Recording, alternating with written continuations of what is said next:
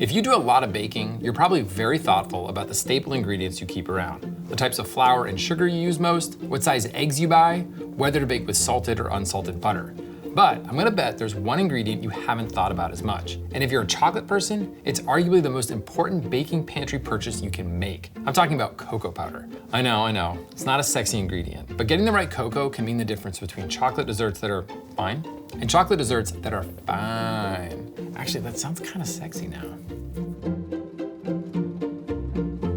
Today, we're gonna explore the mysterious and powdery world of cocoa powder through the lens of one of the most popular recipes we've ever developed at America's Test Kitchen. I actually can't believe I haven't gushed about this one before because it is so good. I'm talking about our chocolate crinkle cookies. Why so special, you ask? Because they feature the best qualities of a brownie and the best qualities of a cookie in one perfect package. Super chocolatey flavor, this soft, slightly underbaked chew in the middle, a crackly surface, and they're absolutely covered in snow white powdered sugar, which makes them really, really cute for the holidays. Let's do this. Cocoa powder is a chocolate powerhouse. In fact, it's got a higher proportion of flavorful cocoa solids than any other form of chocolate. So ounce for ounce, it tastes more intensely chocolatey. When I was a kid, Hershey's was the cocoa powder standard. That iconic chocolate brown canister was what my family bought for everything from cakes, cookies, to brownies. But since then, a ton of other cocoa powder options have entered the American baking aisle. Just look at all of these. Now, if this looks overwhelming, don't worry. We can break this all down to 2 key cocoa powder considerations that will impact your baked goods the most. First up is natural versus Dutch processed. I know natural sounds way more appealing than processed, especially when it comes to food, but when we're talking cocoa powder, Dutch processing is actually a great thing. The term comes from the 19th century Dutch chemist and chocolatier, Conrad van Houten. He discovered that if you treat cocoa with an alkalizing agent, it neutralizes the cocoa's natural acidity, raising its pH from about 5 to about 7. That Dutching process does a few things. First, it turns the powder's color from reddish tan to velvety dark brown. Check out this color spectrum of the 8 brands we tasted here at the Test Kitchen. Pretty wild, right? The other 2 major impacts of the Dutching process are on flavor and texture. In the Test Kitchen, we've noticed huge differences between cakes and cookies made with natural and Dutch processed cocoa powders. Check out this experiment. I've got 2 chocolate sheet cakes here. The only difference between them is that this one is made with natural cocoa powder, and this one with Dutch processed. You can see some immediate color differences between the 2. This one's paler and this one's darker. Now I'm gonna take a bite of each. The one with Dutch processed cocoa is rich and moist and super chocolatey. The one with natural cocoa is fine, but it's definitely drier and tastes duller. Those flavor and texture differences both circle back to the cocoa powder's pH and acidity. Since Dutch processing raises the pH, it mellows the cocoa powder's natural astringency. That makes the chocolate flavor richer and earthier. Less acidity also translates to moister, fudgier texture. When there's less acid in cocoa powder, there's less of a reaction between the cocoa powder and the baking soda in the mix. So less carbon dioxide is created. Less carbon dioxide means baked goods don't rise as high and they lose less moisture. All this means they bake up moister and fudgier. So that's natural versus Dutched. The other big consideration when choosing cocoa powder is the ratio of fat to starch. What's starch? In chocolate? Look, I know, when I first learned about this one, I couldn't quite wrap my head around it. With chocolate, we think of richness, big flavor, but starch can actually make up a big proportion of the cocoa solids. And the 2 components are directly related. When there's more fat, there's less starch, and vice versa. The amount of each, especially the amount of starch, has a profound impact on the texture of baked goods. Now, fat obviously adds richness and makes baked goods more moist and tender. Starch, on the other hand, absorbs and traps liquid. More starch means more absorbency, and more absorbency often means a drier crumb. Check out this experiment. I mixed up 2 samples of a paste made with equal amounts of cocoa powder and water, and then cooked the paste to the exact same temperature to gel the starch in the cocoa powder. You staying with me? Let's see what they look like. This one is made with a high starch cocoa powder. It's so dry and stiff, it can stand up on its own. That's because the powder absorbed a lot of the water, so the paste is less fluid. The other one is made with a low starch cocoa powder. It's gooey and glossy, it almost looks like melted chocolate. Now imagine eating each one, and you can see that the high starch cocoa powder sample would be thick and dry. That's a dry cake or brownie right there. While the low starch powder is moist and rich. That's the brownie I'm choosing every time. All right, so the bottom line here, I recommend a cocoa powder that is Dutch processed and has a low starch, high fat content. Compared to natural powder, it'll have a richer, deeper chocolate flavor and less moisture absorbing starch. So it'll make baked goods that are moist and fudgy.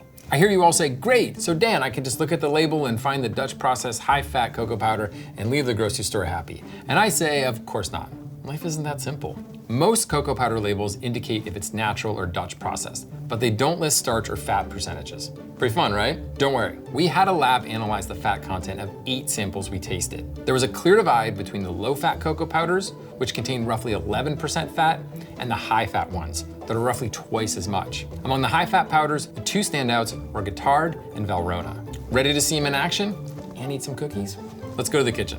This dough comes together really easily, but there are some unique ingredient combos that make these chocolate crinkle cookies the very best. We're talking 2 types of chocolate, plus another ingredient that boosts chocolate flavor, 3 types of sugar, and 2 leaveners. Each one has a special job. Let's dig in. By the way, there's no need to take notes or anything. The recipe and step-by-step video are available through the America's Test Kitchen app. There's also a link to the recipe below this video. So in one bowl, I'm whisking together the dry ingredients, which are flour, my Dutch high-fat, low-starch cocoa powder, baking soda, and salt. In this other bowl, I'm whisking together the wet ingredients. I've got brown sugar, eggs, vanilla, and one special ingredient that is not chocolate, but makes baked goods taste more like chocolate when used in the right amount. Any guesses? Wow, you guys are all really good. Yeah, it's espresso powder. You knew it. So both chocolate and coffee are rich in pyrazines, which are a family of flavor compounds that taste nutty and toasty because they're formed when the beans are roasted. So adding coffee to chocolate doubles down on the pyrazine content. Plus, coffee's bitterness harmonizes nicely with the sweetness of the cookie. It just makes the overall flavor more complex and interesting. The other 2 ingredients that get mixed into the wet stuff are butter and unsweetened bar chocolate. Unsweetened bar chocolate is basically cocoa powder plus extra cocoa butter. It's just processed cacao beans without any added sugar or dairy, so it gives you loads of pure chocolate flavor. Plus fat that adds to the rich, fudgy texture we're after. I'm gonna melt them together in the microwave and then whisk them in. Now we do the wets and dries. This is an instance where you wanna gently fold in the dry ingredients so that the batter doesn't get overmixed. More mixing leads to more gluten development, which can turn some baked goods a little tough. No tough cookies allowed. Now we just portion the dough into 2 tablespoon-sized mounds and roll them into balls. This next step is a really cool one. They first go into granulated sugar, followed by confectioner's sugar. But why both? Obviously, the confectioner's sugar is there to create the cookie's dramatic, snow-capped volcanic look. It's also the first thing to hit your palate, so you get a burst of sweetness in your mouth before the deep, dark chocolate sets in. The cracks form when the surface of the cookies dries out before the interior sets, causing the surface to break apart haphazardly. Now, the granulated sugar encourages this to happen because it pulls water out of the dough. Any type of sugar could do this, but granulated sugar does it really effectively. It forms a thick coating that pulls out more water than a thinner coating of powdered sugar. Okay, it's time to bake. And I'm gonna do this 1 baking tray at a time. That's really important. It's the best way to ensure that all of the cookies bake evenly, since cookies baked on an upper rack will brown and spread differently than cookies baked on a lower rack. And into the oven they go. Now, if you turn on your oven light and press your nose to the door, you can actually watch the cracks form. It's pretty cool to see. But the real reason to keep an eye on the cookies is that you want to pull them when they're visibly underdone. They should look puffed and cracked, and the edges should just be starting to set.